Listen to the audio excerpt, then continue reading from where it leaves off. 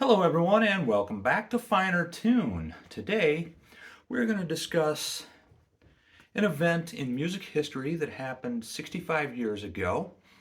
Um, it actually happened at the beginning of February. We're now closer to the end of February, and it happened right here in my homeland of Iowa. Um, well, what happened back in February of 1959? Actually, it started in January of 1959 and ran into February, the Winter Dance Party Tour. Why is the Winter Dance Party Tour important? Well, because of one night on that tour, one fateful night. Performing on the bill at the Surf Ballroom in Clear Lake, Iowa on February 2nd, 1959 were Frankie Sardo, Dion and the Belmonts, Giles Perry Richardson Jr., better known as the Big Bopper, best known for his hit song Chantilly Lace, and he was also a well-established songwriter. If you're familiar with uh, George Jones, you would know the song White Lightning, which J.P. Richardson wrote. Also on the bill that night, Richard Stephen Valenzuela, professionally known as Richie Valens, best known for hits like La Bamba and Donna. And actually, a song that I personally recently discovered um, that I think it's kind of a fun song. Doobie Doobie Wah. If you haven't found Doobie Doobie Wah, if you've never heard that song, look that up. Richie Valens.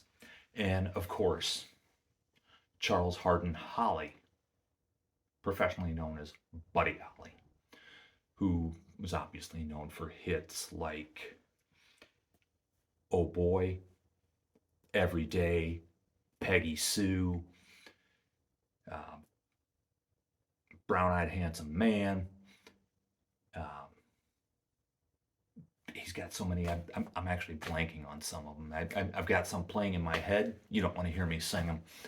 Uh, That'll Be the Day. That's one that I was thinking of. That was the one playing in my head. Um, I just couldn't. I was just blanking on the title, but it was in my head. Um, but yeah, a lot of hits in a short amount of time for Buddy Holly. Um, Now I mentioned Dion and the Belmonts.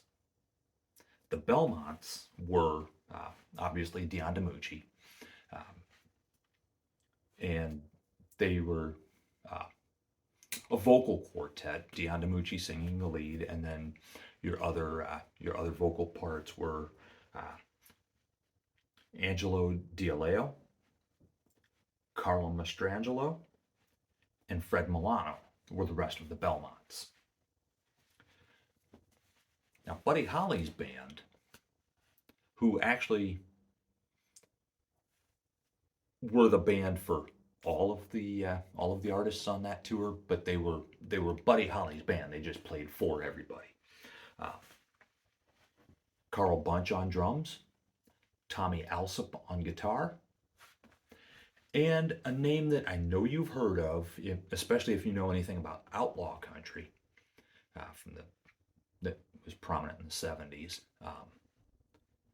Waylon Jennings played bass for Buddy Holly, and again, those three guys played for all of all of the acts on that tour. Um, Interesting note, though, is that in Michigan, the bus broke down, sub-zero temperatures. Carl Bunch was hospitalized with frostbite on his feet.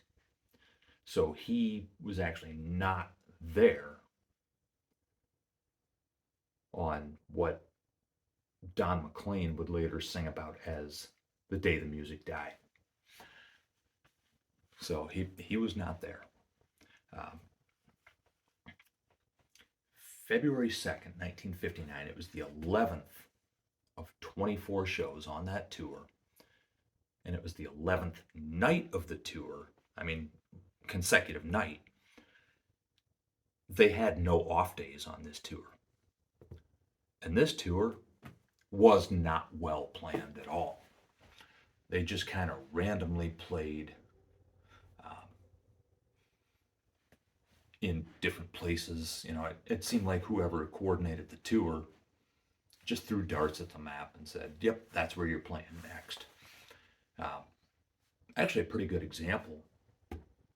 The night that February 2nd, when they played in Mason City, Iowa, their next show was scheduled to be in Moorhead, Minnesota, and then they had to turn around and come back to Sioux City, Iowa. So they actually had to go through Sioux City all the way up to Moorhead just to turn around and come back to Sioux City. And now keep in mind, yes, there was a plane involved in this story. You all know that already. But they weren't flying from venue to venue. They were riding on old, broken down, beat up buses. You know, I mean, 11 guys crammed into one bus. And obviously 11 guys and all of their gear and, you know, the driver, so actually 12 people.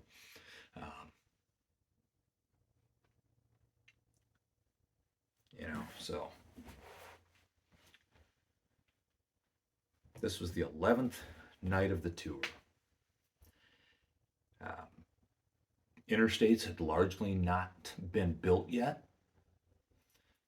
The interstate system came about in the 1950s, but it didn't become as prominent until years later. You know, they started building it in the 50s, but 1959, it was nowhere like what it is now. You know, so they're traveling mostly on two-lane highways, and they might go from, and I'm just pulling out dates, stops on the tour that I know they either played or were scheduled to play. Which, by the way, the tour did go on after the plane crash. It's just went on with Frankie Avalon, and I don't remember who else off the top of my head. I didn't write that in my notes here. But I know Frankie Avalon was one of them. You know, but let's just say, for example, and again, I don't have the tour schedule written in front of me. I do know, however, of some stops where they were supposed to play later on that tour, including my hometown. So let's just say that they were traveling from Milwaukee. From Milwaukee, they go to, say, Duluth, Minnesota. From Duluth, they go to Ironwood, Minnesota. Not Minnesota, excuse me, Ironwood, Michigan. That Ironwood, if I didn't already bring it up, I think I did. If not, I'll bring up Ironwood again. Ironwood, Michigan. And then maybe back to Green Bay, and then Rockford, Illinois, and then from Rockford, you know, they might be playing, say, Davenport, Iowa, and then back to Chicago. You know, it just, that's an example of how that tour was planned, or not, as you may.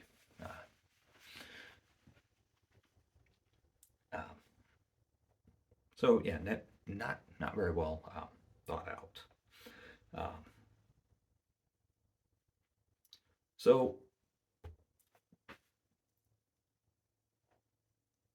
Ironwood, Michigan, actually that's where one of many of the buses that they used on that tour broke down.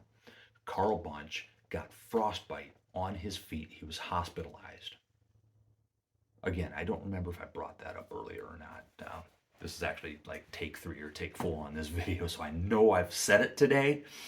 I just don't remember if I said it in this in this take on this video, which hopefully is the last one. Hopefully this is the one that actually goes on the channel. How did they play without a drummer? Well, Dion DiMucci, Richie Valens, Buddy Holly. They played drums for each other. They took turns on drums. So,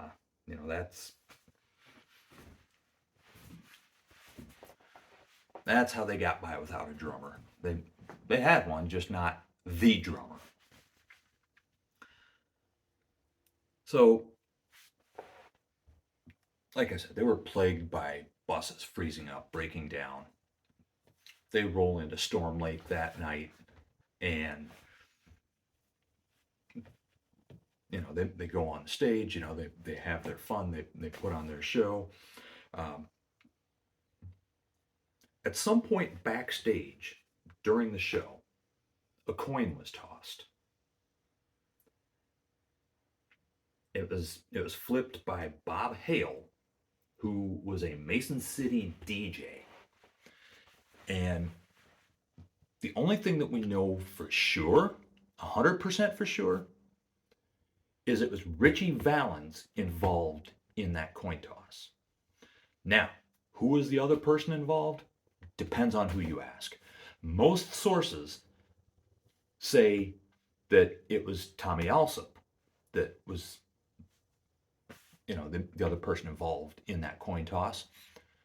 The only source that I've heard say otherwise is Dion DiMucci himself, who said that he was involved in that coin toss.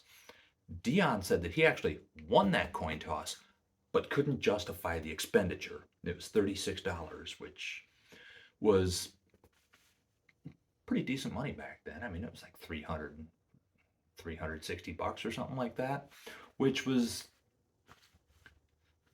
$36 is what his parents had paid in rent when he was growing up. So he couldn't justify that expense, or that's his version of the story. Personally, I tend to believe that Tommy Alsop was the one that was involved in that coin toss, mainly because, and I'm not trying to discredit Dion, but he's the only one who is given that version of events. Everybody else, every other source that I have found, says it was Tommy Alsop and Richie Valens that were involved in the coin toss. Because the itinerary on that flight,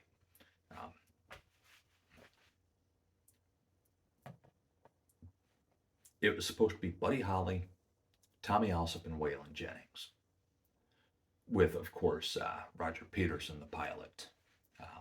So there were 4 people on that plane. Waylon Jennings was not on that flight because the Big Bopper was sick.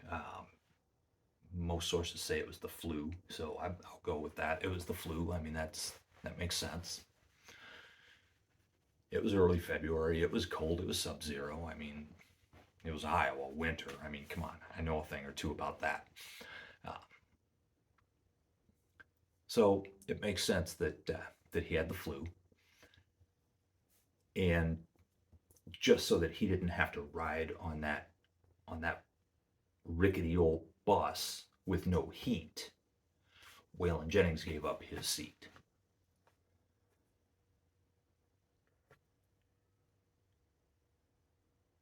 And I'm going to get back to Waylon here in just a little bit. Little back and forth between Waylon and Buddy Holly, actually.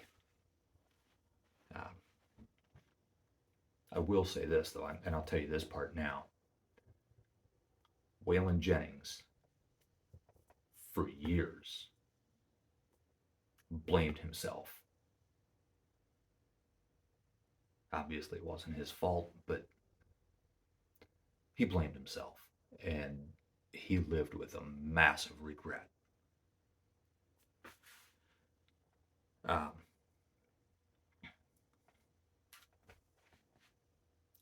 so, I mean, they go on stage, they play their show, they come off stage uh, probably about midnight or so. Um, and they had chartered the flight. A lot of sources say it was because they had to do laundry. Um, Other sources say that, and some sources say that it was so they could do laundry and so that Buddy Holly could get some rest. So that these guys could get some rest. Um, some say it was just to get the rest before the next show.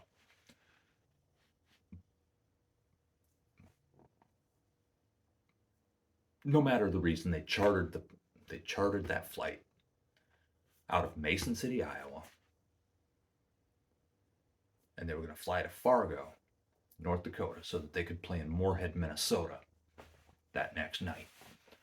Um, if you're not familiar with the geography, Moorhead is right next to Fargo, so it's not, well, why did they go to North Dakota if they're going to play in Minnesota? Well, that's why. It's right there. I mean,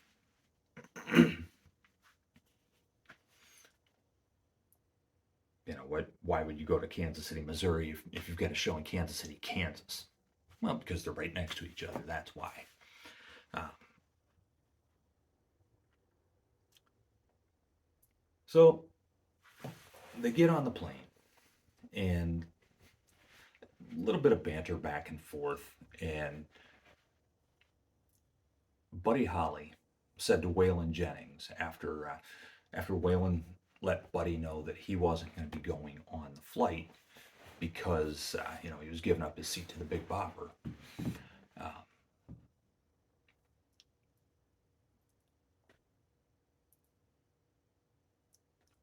Buddy said to Waylon Jennings, "I hope your bus freezes up," or something along that line, or "I hope your bus breaks down," or something like that.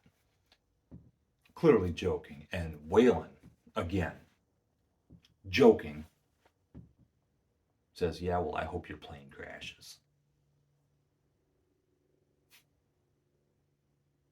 And yet, that's exactly what happened, isn't it? That's why Waylon blamed himself. Obviously not his fault.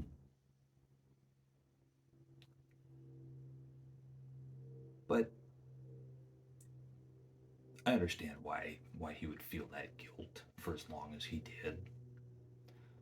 Some say that he lamented that until his own death.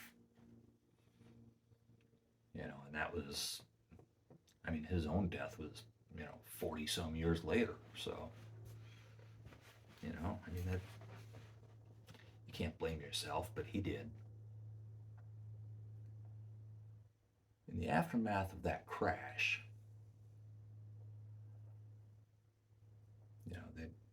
they sent out a crew to because they didn't hear from Fargo that, hey, the plane landed in Fargo. They didn't hear anything about that, so it's like, all right, well, what happened here? So a crew from Des Moines heads north, and they found the wreckage, and it appeared that they had uh, pretty much appeared that they had died instantly. If you hear that cat, I think that's George. He's the only one that makes a noise like that. You've met George if you've been watching the channel. Um,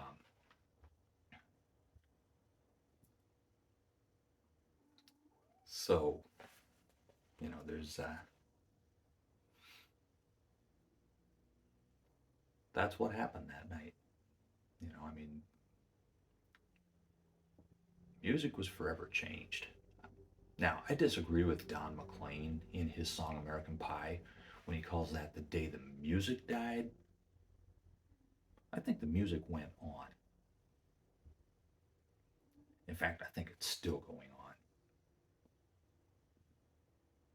I mean, Buddy Holly largely is responsible for what music became.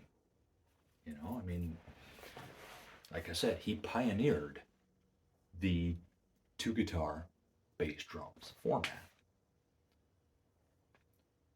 which the Beatles picked up and the Rolling Stones went with it, and pretty much every band after that, they went with it. That was what that's what they did, you know? And it still goes on. Even metal bands, or just typical rock bands. I mean, take a look at, I know people don't like Nickelback for some reason, but look at them. I mean, same format. And again, that's, an older band that's been out there a while. But you'd be hard pressed to find a band that isn't based on two guitars, bass, and drums. And then you've got Richie Valens. He pioneered the Chicano rock scene,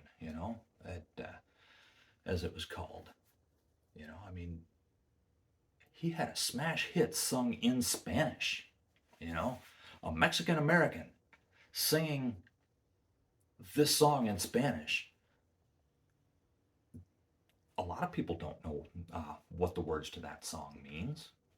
I mean, unless you know Spanish. I mean,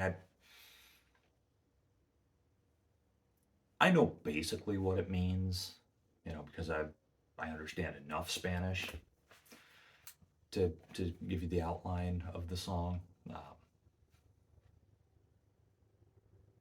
I mean, he took this Mexican folk song and turned it into a rock and roll hit. The Big Bopper, he was actually a DJ who just started recording. I mean, and he had a very short-lived recording career. But the Winter Dance Party, 1959, February 3rd, the early morning hours, shortly after 1 a.m. when the plane took off. So, my home state.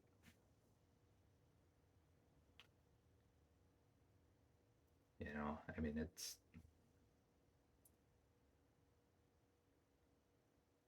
like I said, I don't agree that that's the day the music died. I will say that's the day that two very important icons of the music died, and that's not to discredit the Big Bopper in any way.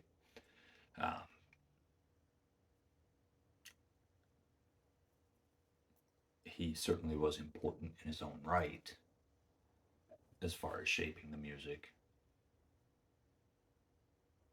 But in terms of actually performing the music, Richie Valens and Buddy Holly.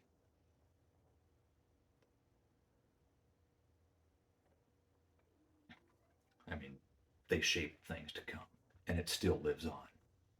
Was it the day the music died? I don't think so.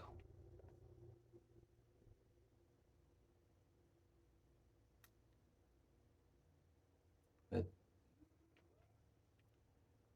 was Waylon Jennings right to blame himself? Of course not.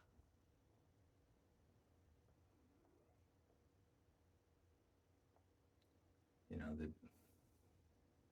accidents happen, unfortunately. Sometimes they take lives. Sometimes they take the lives of celebrities. And unfortunately, Buddy Holly's wife, he hadn't been married very long, just a few months, found out about it through news reportings. And my understanding is that's also how Richie Valens' family found out.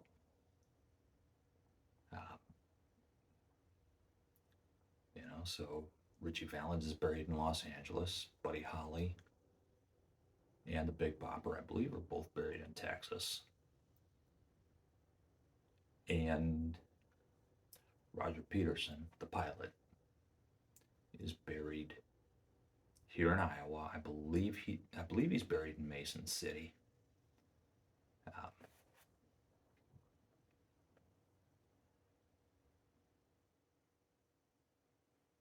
So a fun night that ends in tragedy.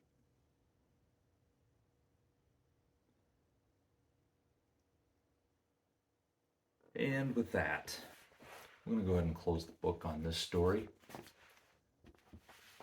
Hopefully I'll have something happier to talk to you about next time. In the meantime, why don't you give me a like, a share, a subscribe, especially a subscribe, a comment. The reason I really want you to subscribe is I'm almost halfway to 5 subscribers. Almost halfway to 5.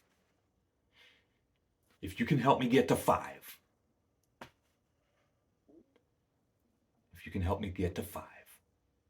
we're going to be on our way to 10. And if you can get me on the way to 10, we're going to hit 11. I know it. So, subscribe. Get me to that 5 mark. So, no, that's not 500. That's not 5,000. That's 5. 1, 2, 3, 4, 5. That's how many subscribers I almost have half of. So get me there. We'll talk about something happier next time. In fact, I promise it. We won't do another sad story next time. Like, share, subscribe, comment. Tell your friends about me. Tell the people you don't like about me. I'm going to come back with something a little bit more fun next time. What's it going to be? Stay tuned.